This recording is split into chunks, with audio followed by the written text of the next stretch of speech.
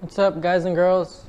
I haven't seen y'all in a bit. Sorry for that. I've been busy with work and other stuff, and a lot of the times I want to record for y'all, but I forget to, or I'm just in a rush and just trying to get things done. But today, as y'all can see, will be my KX450 2006 supermoto build. Well, not supermoto, but street legal build, I guess you can say. Street legal build. I'm not gonna put on supermoto tires like 17-inch rims or anything like that. What I'm gonna do is just buy most likely the Kenda tires that will fit these rims, these stock rims.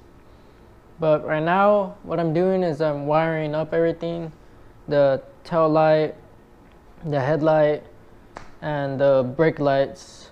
And I already got my mirror on. Let me show ya. I'll put the link to everything that I bought for this bike. It's a 2006 KX450. So here's the mirror that I bought. It came with two, but here in Texas you only need one left mirror, so only put the left one on. I might switch this over to where it's in the bottom instead of on the top, because I like it better on the bottom. But yeah, there's the mirror. Here's the headlight that I bought. Everything I bought from Amazon, guys. Here's the headlight that I bought. I know you've probably seen this. It's the cheapest headlight they have on Amazon. I have the wires right here. I haven't wired up anything yet. I literally just put this on. I know a lot of people were having trouble with this headlight, with actually mounting it with the hardware that it actually comes with, which is these rubber hardware things. See, there's one up top and one right here in the bottom. What I ended up doing, just in case y'all get this headlight, is here is one mounting point up here. Do not use this one. This one you can't even use. Just use these two. This one right here, y'all can see that it's connected to, and then there's going to be one on the corresponding side. Just use those two. Those you should be able to get the mounts on. And then on the bottom one, that's the one where you had to actually do a little bit of modification. If y'all can see, hopefully y'all can see, but that's where it's inside, that right there. If you can see right under here, you'll see the little black dot right there. And that's where I push this thing through. You can see it right here. See how the strap goes inside there? I pushed it through in the bottom. The bottom is gonna have the hose already. There's gonna be holes inside the bottom part of this light. The hose will be one right here, and I'm pretty sure y'all can see the other one, which is right here, underneath here. There's two little holes that are already there. So one right there and then one right here. All you gotta do is widen those holes a good amount. I think this is the drill bit I use. Let me see if I can find it. I think it's on my drill. Oh yeah, here it is. Here's the drill bit I use. It's a pretty big drill bit. Let me measure it for y'all with my vernier calipers, just so y'all can get the exact drill bit size or whatever. Okay, so it's gonna be we're measuring in inches right now, guys. Oh, there's a battery on my thing. Okay, I'll just put my phone down. So it's gonna be, damn it, come on. It looks like 0.437 inches in diameter. Hopefully I measured that right. But anyways, 0.437 for this drill bit that I used to widen these holes in the bottom. And once I widened those holes with that drill bit, then I was able to pop them in. It is gonna take a lot of patience, guys. Whenever you get that headlight, it's gonna take a lot of patience to modify those holes in the bottom. But once you do it, it's worth it. I was actually able to use these stock little rubber things instead of using zip ties. I'd rather use the stock rubbers than the zip ties. But yeah, and in order to put this on, guys, if you're gonna do this on the exact same bike, you're gonna have to undo your CDI box. See, my CDI box, as you can see, is right there. I just put it right here on the side, and it's held in with the headlight because the headlight's pretty on there. It has no wiggle play or anything like that. What I did is I just unbolted the CDI box. There's gonna be a bracket for your CDI box. There's gonna be 2 bolts, literally. Just take those bolts out, unplug your CDI box, like actually unplug it, and then just put it on the side for temporary. And then you can put the bolts back inside that bracket, you know, just in case you ever wanna take off your headlight or whatever, just to do whatever. I don't know why you'd wanna take it off once you got it on, because it's pretty hard to get it on. But anyways, once you do that, you take off your CDI, put it on the side, then you get your headlight, you put it on with these little mount things. When, you know, once you got that on, just have your line sticking up so you can work on it. And then once you have this set up, what you're gonna do is you're gonna shove your CDI box right here in the corner, and you'll know what I mean once you do it. You shove it in the corner, and then you're with this hand, you're gonna go and plug it in. You're gonna go and plug it in. That's how you're gonna do it. That's the simplest way I figured it out to do it. It's clean, it's not wiggling everywhere, and it's good, so you should have no problem. This is the tail light I bought right here. I literally just put 3 bolts in. One right there, one right there, one right here. So these 3. All I did is I put the tail light up, and literally there's already 2 holes in there. These are the 2 holes that are already there, and then this is the only one I had to make. So what I did, once I put this thing as straight as possible as I could, right? And I drilled those 2 holes up that are already on this tail light piece. I just drilled the holes through this rear fender, and then I put those 2 bolts on, and then finally I held this up, and I just drilled a hole right here straight in the middle, and then I put a bolt through. This hole was the only hole that wasn't there, and that's how I did that. It's pretty simple, you know, pretty self-explanatory. You can figure it out once you get there. If you need any help, just ask or whatever. I know the part you probably would want to know is the wiring. That's the part that probably everyone wants to know. And with this bike, they don't make a upgraded stator or anything like that, so I'm gonna have to use a battery, and I will let you know how I wire all that up. Right now I just have all the wires already pre-cut. I just went and cut them. I'll go ahead and measure all these wires real quick so y'all know what sizes I'm using. Let me get a measuring tape real quick. Okay, here's a measuring tape, guys and girls. Okay, so all I did, oh, here's the Banjo Bolts. I don't know if I told y'all that, but these are the Banjo Bolts you need to buy. They use the brake pressure in order to, you know, connect the circuit for your tail light for whenever you press this brake or your handbrake. You need to buy 2 of them. So there's one right here connected to the rear brake caliper, and then one up here connected to the front caliper. You need to buy 2. Okay, that's the only thing I didn't tell y'all, that right there. And that's also everything else. Remember, everything I bought on Amazon. I'll leave the link to that. But here's the measurement for this. I already put the 2 wires on there with the quick disconnect. This thing already comes with a quick disconnect, so I didn't add those. That was already there. So you just need to buy the females for the quick disconnects. But this wire measures out to about, just say about 2 feet. Each of them, I cut them both to the same length. So these are both, for these back brake wires, 2 feet. And then you need the female connectors, and you just crimp them on, and that's it. These 3 right here, they're all the same size. Let me get one of them so I can measure it for y'all.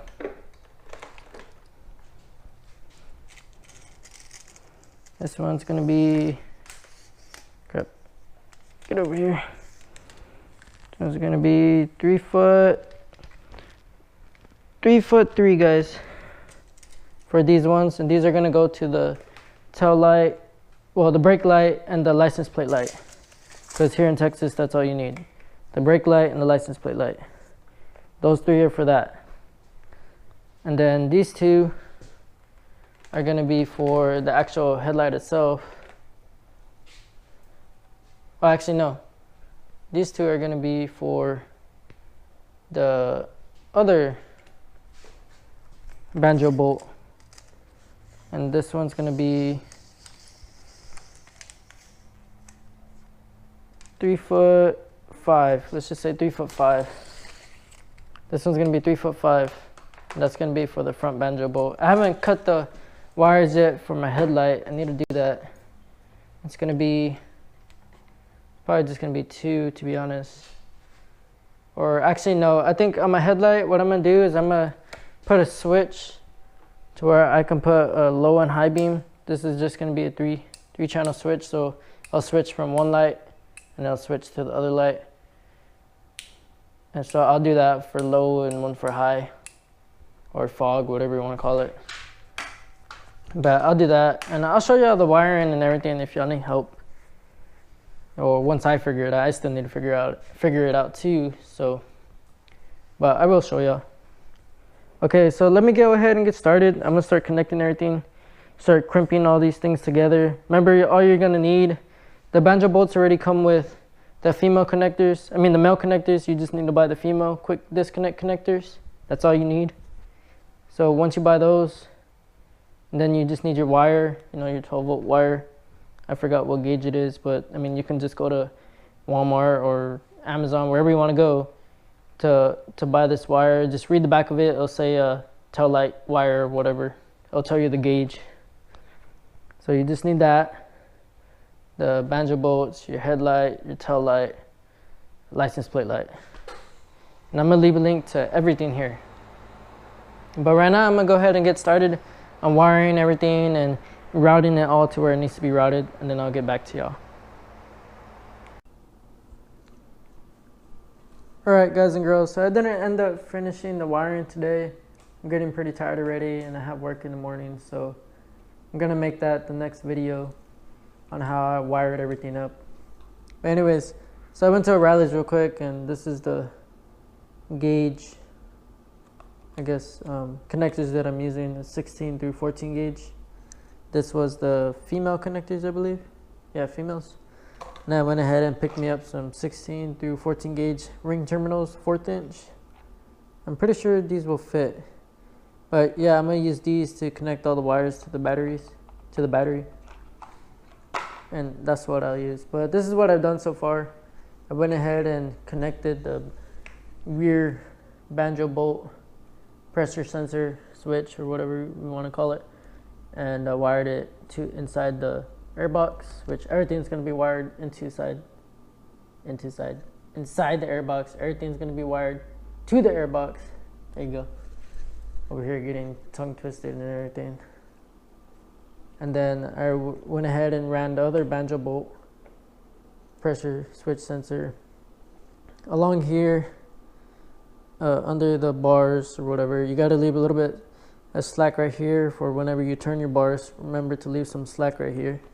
And then I put it underneath this side fairing, and then I went ahead and just picked this up with my fingers, shoved the wires back here. I just pushed them in. I didn't take this off. I just pried it back, pushed it in, then I ran it through up here like so, and then I'm gonna leave them underneath this little tab right here that sticks out, and then into the air filter box. Everything's gonna be ran into the same place, because this is where my battery is gonna go. Hopefully I'm gonna make a battery box bag, I guess you can say. I'm just gonna go ahead and sew like a little baggie, or whatever you want to call it. I guess a pouch, or battery pouch, I guess you can call it. And then I'll just put like 2 little straps right here for the battery pouch. Right there, I put 2 little straps and a little battery pouch for my battery. So hopefully we'll see how that goes, if I make the battery pouch, or maybe if I decide to make something else. But the battery I'm most likely going to go with is a lithium ion battery that I've been using in this motorcycle, the MZ6. I put a lithium ion battery. It's a featherweight battery. It weighs like less than 2 pounds. It's really, really light, and it's a lot cheaper than the stock battery that actually came for this motorcycle. The stock battery weighs like around 10 pounds. The featherweight battery weighs under 2 pounds, and a greater price difference too. The battery was, I believe, 73 bucks with 2-day shipping. Prime, even if you paid the $10, if you didn't have Prime, you paid $10, you pay 85 bucks. The stock battery costs 175. The lowest I could find it for was like 150 or something like that. So either way, you're still saving a lot of money, and you get a better battery, and it has double the cranking amps, and it's a really good battery. It even has a built-in battery tester where you just press it and it'll say high, medium, or low. So it's a really cool battery. Anyways, and then another thing I did, I already went ahead and connected all these for the tail light and the license plate light. I just left these two wires for the turning signals. I left them exposed. I'll probably just wrap them up and tie it to here or whatever, because I'm not going to use turning signals, because here in Texas you don't need turning signals, so I ain't going to use it. I already went ahead and put some shrink tubing on here, all down here. I'll end up finishing it once I know that I wired everything up correctly. I'll go ahead and get the lighter and, you know, actually shrink it. Right now it's just on there, and so that's how it'll be for now. And then eventually I'll just figure out a way how to route it up in here and keep it out of the way, and I'll show y'all that how I do that once I do it. But yeah, that's how this is. So that'll be for the tail light and all that. And then that's pretty much it, guys. And then I just gotta figure out my headlight wiring. I'm gonna put this toggle switch in there, so I have a high beam, and then the middle will be off, and then low beam. So I'm gonna put that. I'll probably just put this like right here with some what do you call it, velcro. That's what I did on my FZ6. I just put some velcro, as you can see right here. I have a little velcro, and then the on and off switch for my headlight for the FZ6. So I'll probably just do that same thing, but on my FZ6 I made it to where the high beam and low beam are on at the same time. What I really wanted to do was use this 3 toggle switch from FZ6, but I couldn't freaking find it. But I finally found it, so I'll just use it for the KX. So yeah, I mean, that's the plan, guys and girls. Whenever I, you know, get this done, I'll let y'all know, and I'll show y'all everything I did. But I'm tired, I gotta go to sleep, and then finish editing this video, and then hopefully y'all see it by tomorrow. Hopefully, I don't know what time, but hopefully it's out by tomorrow. Y'all have a nice day or night, and I'll see y'all later. Bye.